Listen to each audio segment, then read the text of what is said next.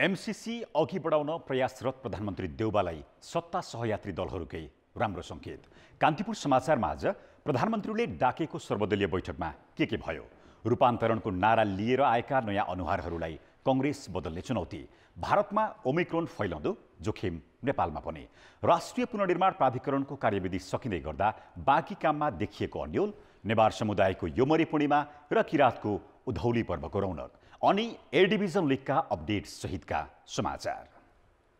नमस्कार, अब मुख्य समाचार। एमसीसी विवादमा सत्तारूढ दल कांग्रेस एक्लियो। यथास्थितिमा सम्झौता अघि नबढाउन अन्य दलको सुझाव। गठबन्धनद्वारा झलनाथको नेतृत्वमा 3 सदस्यीय एमसीसी अध्ययन समूह गठन। संशोधन बिना छलफल अगाडि बढ्दैन भनेर भन्नुभएको छ। कांग्रेसको खुला केन्द्रीय सदस्यको मत परिणाम आज राति आइसक्ने। सभापति बाहेक पदाधिकारीमा अधिकांश अनुहार नयाँ। रूपान्तरणको आवाज उठाउनेहरू अब व्यवहारिक पसीमा। 12 वर्ष माथिका बालबालिकालाई कोरोना विरुद्धको खोप दिन सुरु। अतिरिक्त खोप वितरणमा भने अझै अलमल। तत्काल बुस्टर डोज नदिए ओमिक्रोनको महामारी फैलिन सक्ने विज्ञको चेतावनी। भारतको केरलामा 12 घण्टामा 2 नेताको हत्या। भाजपा र एसडीपीआईका स्थानीय नेता मारिए। राजनीतिक प्रतिशोधको आशंका। र शहीद स्मारक ए डिभिजन लीगको जारी संस्करणमा हिमालयन शेर्पाको पहिलो जित। ब्रिगेड बोइज 3-1 ले पराजित।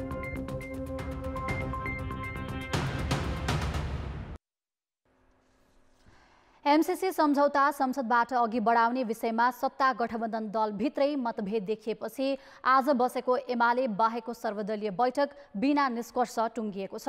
प्रधानमन्त्री शेरबहादुर देउवाले छिटो पारित गर्नुपर्ने प्रस्ताव गरे पनि बैठकमा सहभागी कांग्रेस बाहेकका दलले असहमति जनाएपछि एमसीसी अध्ययनका लागि 3 सदस्यीय कार्यदल बनाइएको छ।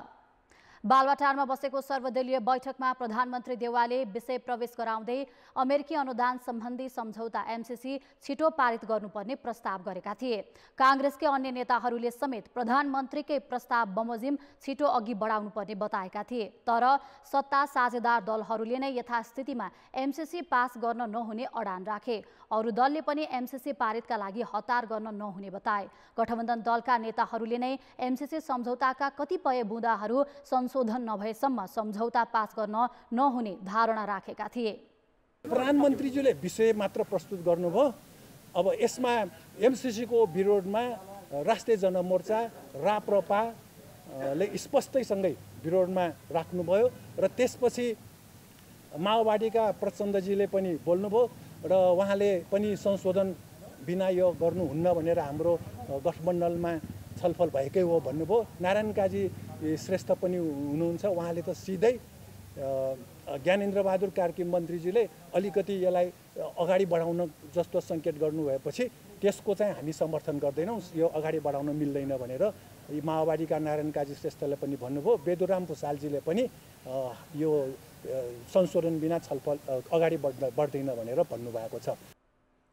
सहमति नजुटेपछि नेकपा एकीकृत समाजवादीका नेता झलनाथ खनालको संयोजकत्वमा माओवादी केन्द्रका नेता नारायण काजी श्रेष्ठ र सरकारका प्रवक्ता समेत रहेका कांग्रेस नेता ज्ञानेन्द्र बहादुर कार्की सदस्य रहेको एमसीसी अध्ययन समूह गठन गरिएको छ। समूहलाई कुनै समय सीमा तोकिएको छैन। एमसीसीको बारेमा कसरी यसलाई अगाडि बढाएर लिएर जाने, यस बारेमा सबै दलहरूले आफ्नो विचारहरू राख्नुभएको छ। कसैले यसप्रति केही आशंकाहरू पनि व्यक्त गर्नुभएको छ। ती सबै कुराहरूमा फेरि छलफल गरेर हामी चाँडै नै एमसीसीलाई एउटा निष्कर्षमा पुर्याउँछौँ। कांग्रेस बाहेकका दलहरूको फरक धारणा आएका कारण सहमति खोज्नका लागि थप प्रयत्न गरिने नेताहरूले बताएका छन्। अध्ययनका नाममा बनाइएको समूहप्रति प्रधानमन्त्री देउवा भने सन्तुष्ट छैनन्। सर्वदलीय बैठकमा प्रमुख प्रतिपक्ष नेकपा एमाले भने सहभागी नै भएन। उसैकै कारण संसद अवरुद्ध रहेकोले पनि यथास्थितिमा एमसीसी सदनमा पेश गर्नु उपयुक्त नहुने अरू दलको सुझाव छ। बैठकमा नेताहरूले एमालेसँग संवाद गरेर संसदको अवरोध खुलाउने पहल गर्न प्रधानमन्त्री देउवालाई जिम्मा दिएका छन्। बैठकले गतिरोध अन्त्यका लागि संवादमा आउन एमालेलाई आग्रह समेत गरेको छ। सर्वदलीय बैठक बस्नु अघि सत्ता गठबन्धनका 5 दलको बैठक बसेको थियो। यता सभामुख अग्नि सापकोटाले पनि राष्ट्रिय सरोकारका महत्त्वपूर्ण मुद्दामा दलीय सहमति र संसदमा पर्याप्त छलफल हुनुपर्ने बताएका छन्। सत्तापक्षले एमसीसी सम्झौता संसदमा अघि बढाउने पहल गरिरहेकै बेला सभामुख सापकोटाले आजै राष्ट्रिय सहमति, उठेका प्रश्नको जवाफ र संसदमा बिना अवरोध छलफलको वातावरण बन्नुपर्ने भन्दै आफ्नै सचिवालय मार्फत सरोकार राखेका हुन्। संसद अवरुद्ध भइरहेको र राष्ट्रिय सहमति नभएको अवस्थामा एमसीसी अगाडि बढाउनु उपयुक्त नभएको धारणा सभामुखको रहेको उनी निकट स्रोतले जनाएको छ। संसदमा एमाले अवरोध जारी राखेको अवस्थामा कुनै पनि राष्ट्रिय महत्त्वका विषय अगाडि बढाउँदा छलफल हुने अवस्था पनि नहुने तर्फ ध्यान दिनुपर्ने सभामुखको चासो छ। नेपाली कांग्रेसको 14औं महाधिवेशन अन्तर्गत केन्द्रीय सदस्य खुलातर्फको मतगणना सकिएको छ। केन्द्रीय सदस्यको खुलातर्फको मतगणना हिजोदेखि सुरु भएको थियो। केन्द्रीय निर्वाचन समितिले मतगणना केही बेर अघि सकिएको र अन्तिम नतिजा सार्वजनिक गर्ने तयारी भइरहेको जानकारी दिएको छ। कांग्रेसको सभापतिसहित 134 पदका लागि सोमबार मतदान भएको थियो। निर्वाचन समितिले अहिलेसम्म सभापतिसहित 13 पदाधिकारीको मतगणना सम्पन्न गरी नतिजा समेत सार्वजनिक गरिसकेको छ। खुलातर्फ केन्द्रीय सदस्य 35 जना निर्वाचित हुने व्यवस्था छ, तर 79 जनाले उम्मेदवारी दिएका थिए। अब 79 जना उम्मेदवारमध्ये सबैभन्दा धेरै मत प्राप्त गर्ने 35 जना केन्द्रीय सदस्यमा निर्वाचित हुनेछन्। कांग्रेसको खुलातर्फको मतगणनामा शशाङ्क कोइरालाले सबैभन्दा बढी मत ल्याएका छन्। त्यसपछि क्रमशः अधिकांश पुरानै नेताहरू छन्। बालकृष्ण खाँड, उदय शमशेर राणा, रमेश लेखक, मोहन बहादुर बस्नेत, दिलेन्द्र प्रसाद बडु, गोपालमान श्रेष्ठ, एनपी साउद, अर्जुन नरसिंह केसी, रामहरि खतिवडा, सुनिल थापा लगायत छन्। खुलातर्फ केन्द्रीय सदस्यको नतिजा आएपछि भोलिदेखि बाँकी केन्द्रीय सदस्यहरूको मतगणना गरिने निर्वाचन समितिले जानकारी दिएको छ। नेपाली कांग्रेसको सभापति बाहेक पदाधिकारीमा अधिकांश नयाँ अनुहार निर्वाचित भएका छन्। पार्टीमा रूपान्तरणको आवाज उठाउँदै आएकाहरू निर्वाचित भएसँगै अब नेपाली कांग्रेस कसरी अघि बढ्छ भनेर सर्वत्र चासो बढेको छ। तर पदाधिकारीमा संस्थापन पक्षकै बाहुल्यता रहेकाले नयाँ अनुहारको आगमनले चुलिएको रूपान्तरण व्यवहारमा देखिन त्यति सहज भने छैन। कांग्रेसमा 13औं महाधिवेशनमै पुस्तान्तरण र रूपान्तरणको आवाज उठेको थियो। 14औं महाधिवेशनबाट पदाधिकारीमा नयाँ अनुहार आएका छन्, तर अझै रूपान्तरण बाँकी छ। सभापतिमा पुनः शेरबहादुर देउवा निर्वाचित भएका छन् भने उपसभापति सहित पदाधिकारीमा देउवा बहुमतमा छन्। परम्परागत कार्यशैली र गुटबन्दीले गुज्रिएको कांग्रेसलाई अझै पनि आन्तरिक किचलोको व्यवस्थापन र राष्ट्रिय राजनीतिमा आफ्ना एजेन्डा स्थापित गर्न त्यति सजिलो भने छैन। यो होइन कि पुस्तान्तरण हुने बित्तिकै रूपान्तरण भइहाल्छ, यो होइन। पुस्तान्तरण एउटा अर्थ हो, वैचारिक रूपान्तरण अर्को अर्थ हो। उहाँहरूले यो मुद्दालाई कति बोक्नुहुन्छ, कति कांग्रेसभित्र लैजानुहुन्छ, कति नेपाली समाजमा यो मुद्दालाई बहसमा लैजानुहुन्छ र छलफलमा लैजानुहुन्छ, त्यो पाटो बाँकी छ। उहाँहरूले राम्रैसँग गर्नुभयो भने पनि पाटो अप्ठ्यारो कहाँनिर छ भने नेपाली कांग्रेसभित्र शेरबहादुरजीको बहुमत छ। शेरबहादुरजीको बहुमत छ र अन्तिममा पार्टी सिस्टम भनेको कस्तो हो भन्नु होला भने बहुमत अल्पमतले निर्णय गर्ने कुरा हो। विधि पद्धतिलाई सधैँ व्यवस्था गर्ने सभापति देउवाको कार्यशैली तथा पार्टीमा उनी पक्षधरको बहुमतका कारण पनि कांग्रेस कसरी नयाँ लयमा जान्छ भन्ने प्रश्न उत्तिकै पेचिलो बनेको छ। सबैभन्दा ठुलो चुनौती भनेको प्रवृत्तिगत परिवर्तनको कुरा। प्रवृत्तिमा परिवर्तन भयो भने एकदम नै राम्रो कुरा हो, तर मलाई के लाग्दै छैन भने हिजोको जुन प्रवृत्तिको लिगेसी हो, जुन निरन्तरता हो, त्यो समूहवादमा निर्भर गरेको हो। हिजोका दिनमा जसरी समूहवाद विकास भयो नेपाली कांग्रेसमा, त्यो समूहवादी धाराको प्रभाव अहिलेको व्यक्तिहरूमा पनि छ, पदाधिकारीहरूमा पनि छ र त्यो संयोजन गर्न धेरै कठिन हुन्छ। नेपाली कांग्रेसको 14औं महाधिवेशनको परिणामले पार्टीमा नयाँ पुस्ताको बलियो उदय भएको छ, तर शक्तिको हान्थाप पाको पुस्ताका नेतै पिच्छेका गुट शेखर कोइराला समूहले पाएको 40% मत जस्ता कारणले नयाँ अनुहारको उदयले थपिएको उत्साह कसरी परिणाममा रूपान्तरण हुन्छ त्यो भने हेर्न बाँकी छ। कान्तिपुर समाचारका लागि क्यामेरामा सञ्जय लुइटेलका साथ पर्वतराज घिमिरे, काठमाडौँ। अब बाँकी समाचार। कोरोना भाइरसको नयाँ भेरिएन्ट ओमिक्रोनका कारण सरकारले अतिरिक्त खोप लगाउने तयारी थालेको 2 साता पुग्यो, तर अझै सुरसार छैन। पहुँचवालाले तेस्रो मात्रा खोप लगाएका समाचार बाहिरिरहेकोमा चिन्ता व्यक्त गर्दै विज्ञहरूले तत्काल अतिरिक्त खोप लगाउन सरकारलाई सुझाव दिएका छन्।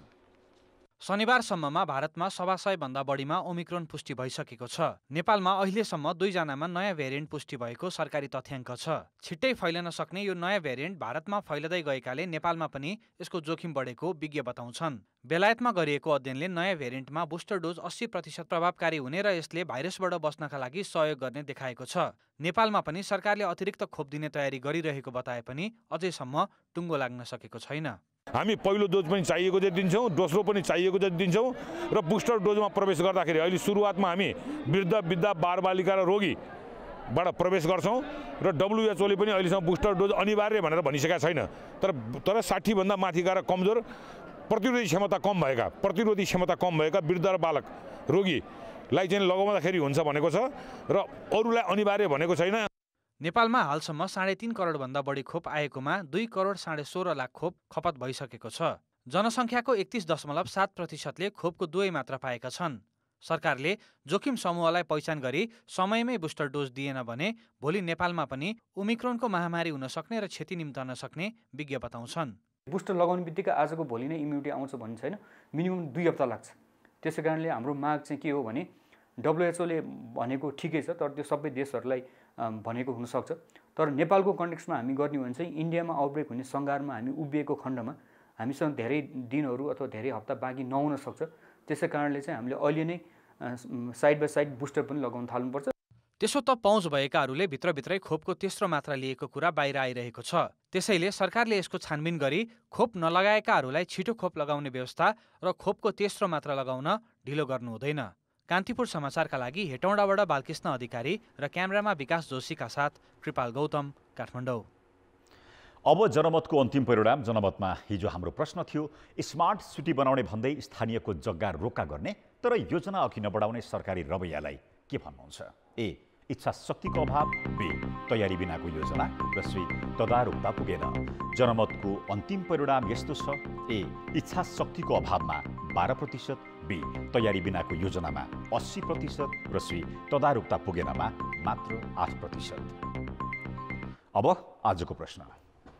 जनमत हाम्रो प्रश्न छ, सरकारले कोरोना विरुद्धको अतिरिक्त खोप लगाउन गरेको ढिलाइलाई के भन्नुहुन्छ? ए, जनस्वास्थ्यप्रति बेवास्ता, बी, फितलो तयारी र सी, पहुँचवालामै सीमित। जनमतको अन्तिम परिणाम भोलि बेलुकी 8 बजेको कान्तिपुर समाचारमा प्रसारण गर्नेछौँ। कृपया न्युज स्पेस ए, बी वा सी टाइप गरी 34001मा SMS गरी आफ्नो मत व्यक्त गर्नुहोला। राष्ट्रिय पुनर्निर्माण प्राधिकरणको कार्यविधि पुस 10 गते सकिँदैछ। प्राधिकरणले सम्पन्न गर्न बाँकी पुनर्निर्माण सम्बन्धी काम सम्बन्धित मन्त्रालय, विभाग वा स्थानीय तहलाई हस्तान्तरण गरेको छ। तर सम्पदा पुनर्निर्माणको काममा अन्योल देखिएको छ। 2072 सालको भूकम्पबाट भत्किएका 92% निजी घर पुनर्निर्माण सम्पन्न गरेको राष्ट्रिय पुनर्निर्माण प्राधिकरणले सरकारी भवन तथा सुरक्षा निकायका सबै भवन पुनर्निर्माण गरेको दाबी गरेको छ। शैक्षिक संस्थामा विभिन्न दात्री निकायको सहयोगमा 90% भवन तथा कक्षा कोठा निर्माण गरेको प्राधिकरणले स्वास्थ्य संस्था तथा सांस्कृतिक सम्पदा पुनर्निर्माण भने सन्तोषजनक रूपमा गर्न सकेको छैन। त्यति मात्र होइन, हिमाली एवं पहाडी क्षेत्रका घर पुनर्निर्माण गर्ने क्रममा मौलिकतामा ध्यान नदिँदा विविधता समेत गुमेको छ। कतिपय मौलिक विविधताहरू हराएको पनि छ, तर त्यहाँको स्थानीय समुदायले त्यो विविधतालाई स्वीकार गरेको ठाउँमा चाहिँ त्यो कायम पनि भएको छ। त्यसकारण अहिले जुन नयाँ आधुनिक प्रविधिमा मानिसहरूको आकर्षण ज्यादा बढ्यो नि, त्यो प्रविधिले गर्दाखेरि वास्तुकला पनि बदलिन्छ। स्थापनाको 6 वर्षमा प्राधिकरणले उद्देश्य अनुसार काम गरेको मानिए पनि निजी आवास पुनर्निर्माणमा भने विविधतालाई आत्मसात गर्न सकेको देखिँदैन।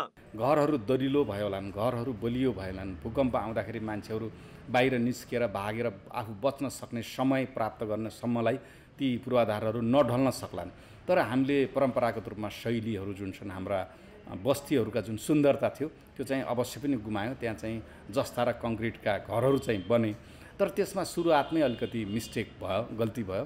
5 वर्षमा पुनर्निर्माण सक्ने गरी अधिकार सम्पन्न प्राधिकरण गठन गरिए पनि नेतृत्वमा भएको पटक पटकको फेरबदल र आर्थिक परिचालनमा भएको कमजोरीले काममा ढिला भयो। यो सँगै कोरोना महामारीले पनि पुनर्निर्माणमा असर पारेपछि 1 वर्षको अवधि थप भयो।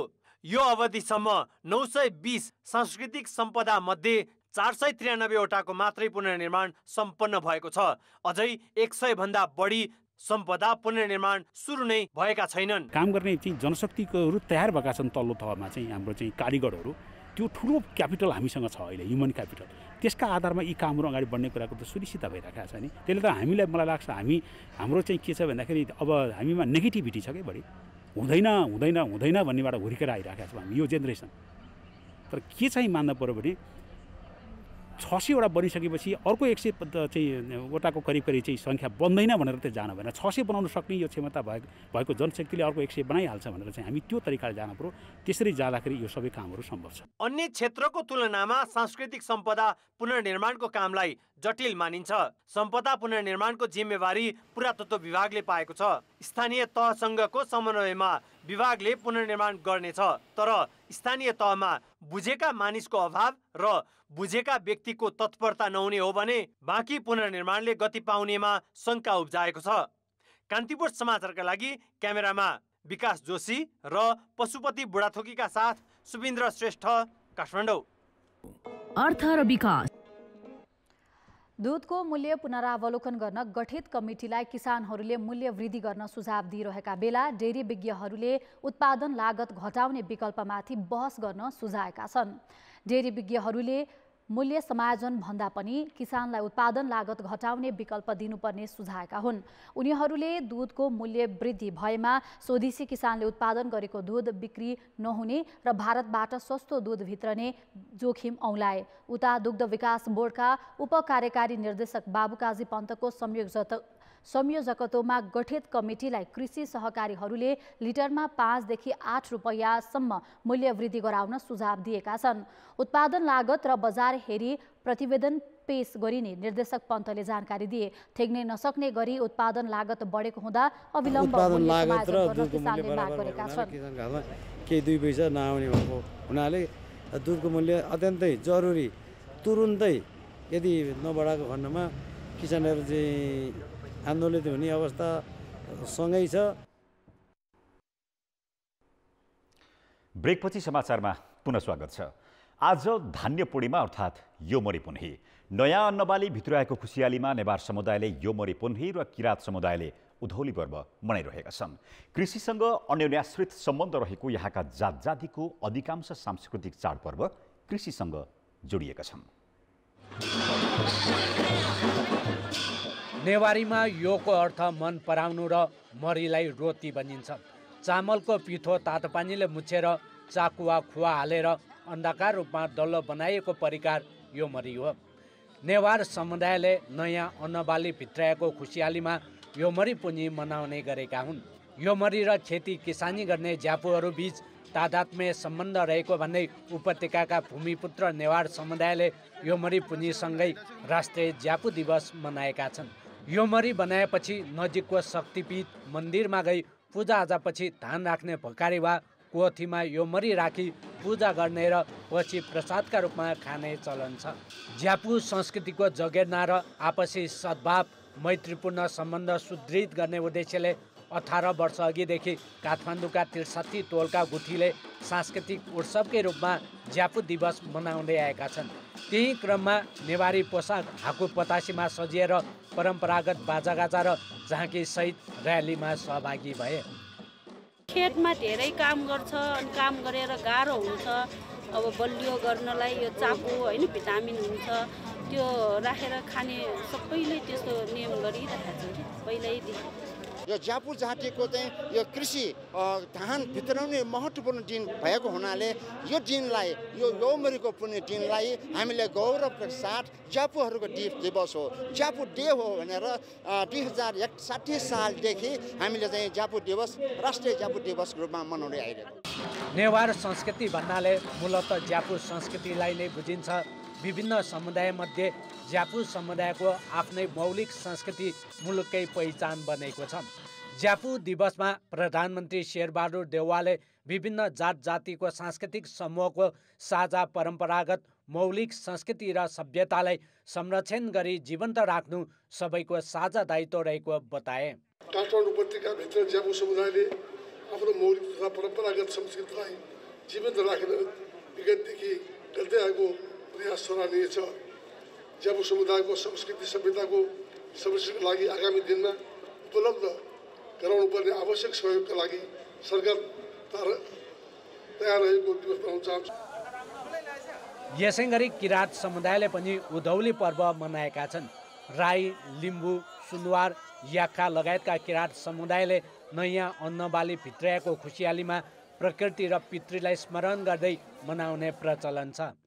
विभिन्न जात जातिको संस्कृति र परम्परालाई जीवन्तता दिन युवा पुस्तालाई यसबारे सुसूचित गर्दै जानुपर्ने आवश्यकता छ। कान्तिपुर समाचारका लागि क्यामेरामा प्रवीण गेवाली, राजेन्द्र महर्जनका साथ सृजना बास्टोला र नारायण किलम्बु, काठमाडौँ।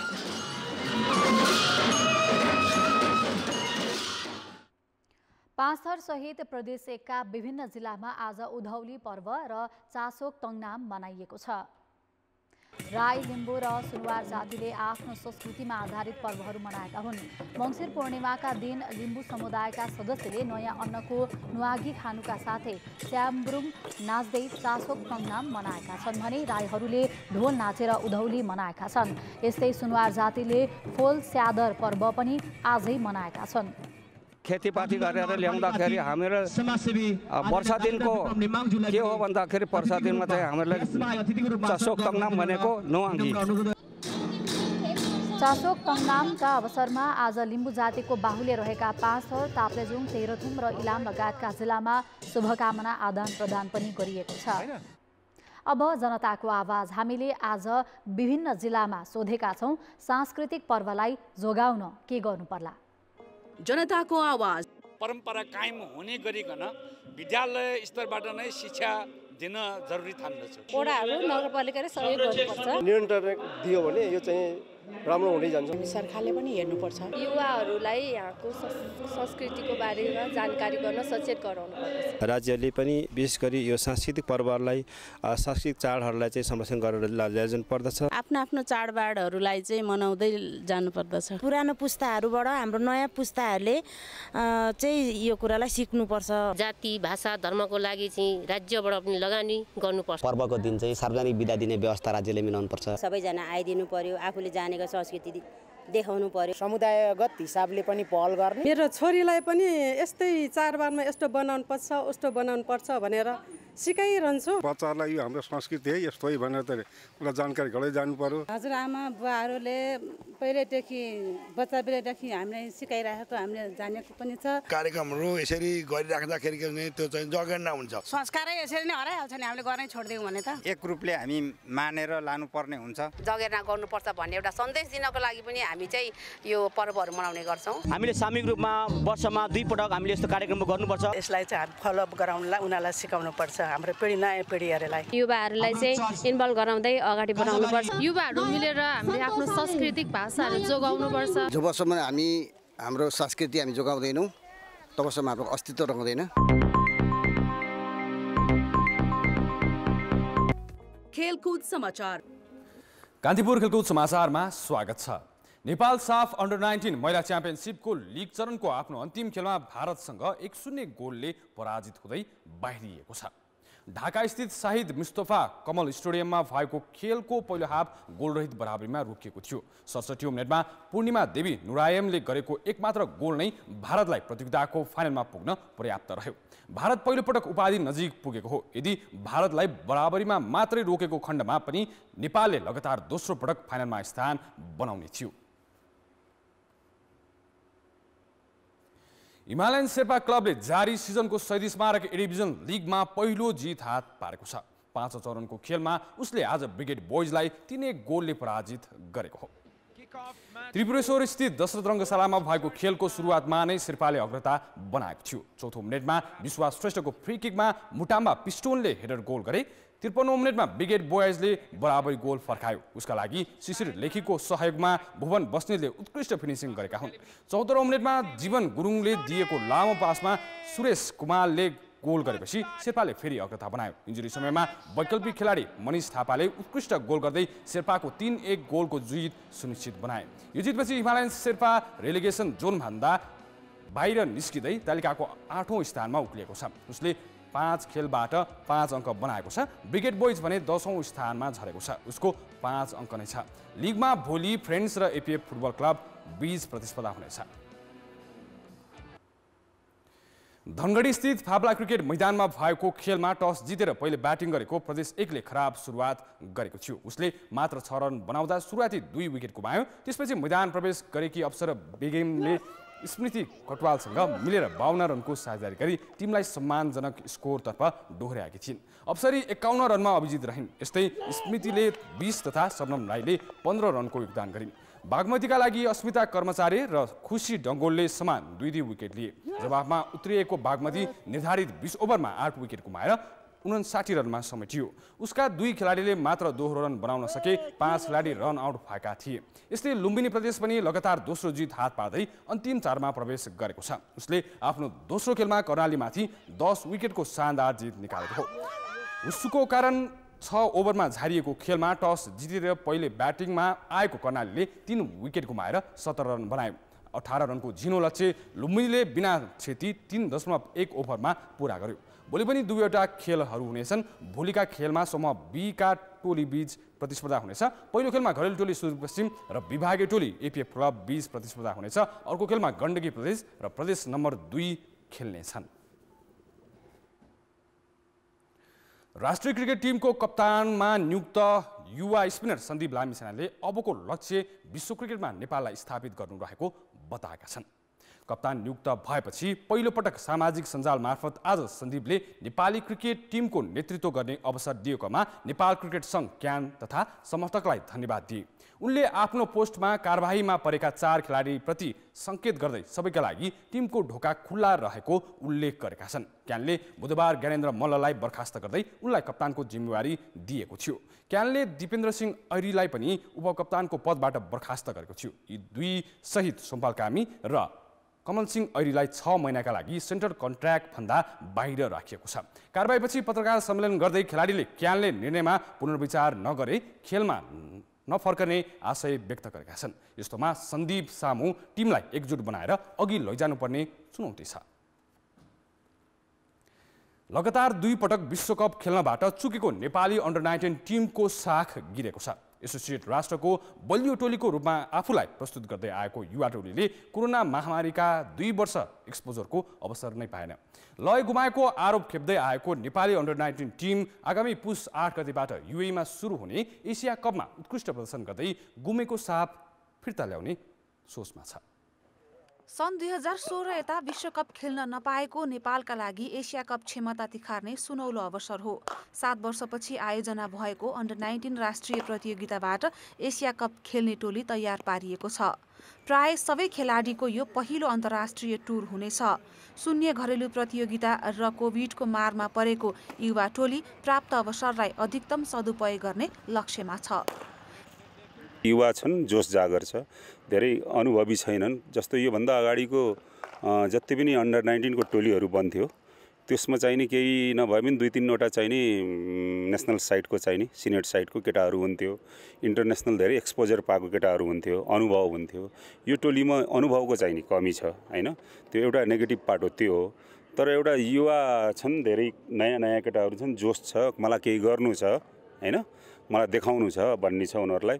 हो त्यही चिज चाहिँ नि सही दिशामा केन्द्रित भएको खण्डमा डेफिनेटली पोजिटिभ रिजल्ट आउन सक्छ। एउटा टेस्ट प्लेइङ नेसन्सहरू छ उता श्रीलङ्का छ, बङ्गलादेश छ हैन। अब तिनीहरूको अगेन्स्ट हाम्रो रेकर्ड पनि राम्रो छ पहिलाको, त्यही भएर एकदम राम्रो छ। कन्फिडेन्स छैन कि पहिलाको रेकर्ड्सहरूलाई अझै बेटर गरौँ भन्ने हैन। अनि सबै एकदम राम्रो पम्प्ड अप छन् अनि एकदम राम्रो टुर्नामेन्ट हुन्छ जस्तो लाग्छ। एसिया कप नेपालका लागि चुनौती र अवसर दुवै हो। प्रतियोगिता अघि नेपालले अभ्यास खेलको मौका समेत पाएन।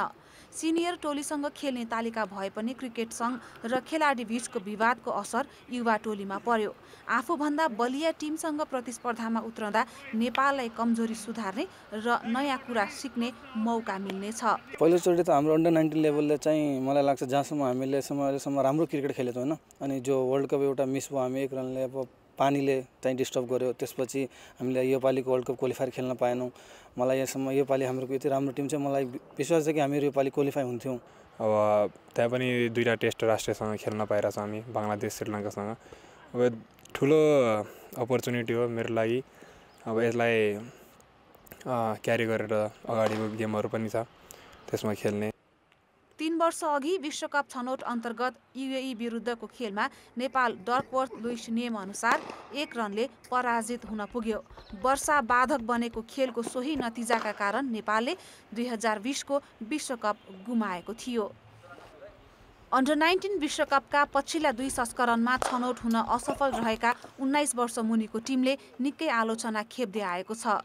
के नेपालले एसिया कपमा यी सारा प्रश्नहरूको जवाफ देला? कान्तिपुर समाचारका लागि क्यामेरामा विकास जोशीका साथ खेलकुद ब्युरोको रिपोर्ट। कान्तिपुर खेलकुद समाचारहरूलाई यति नै। अब मौसम।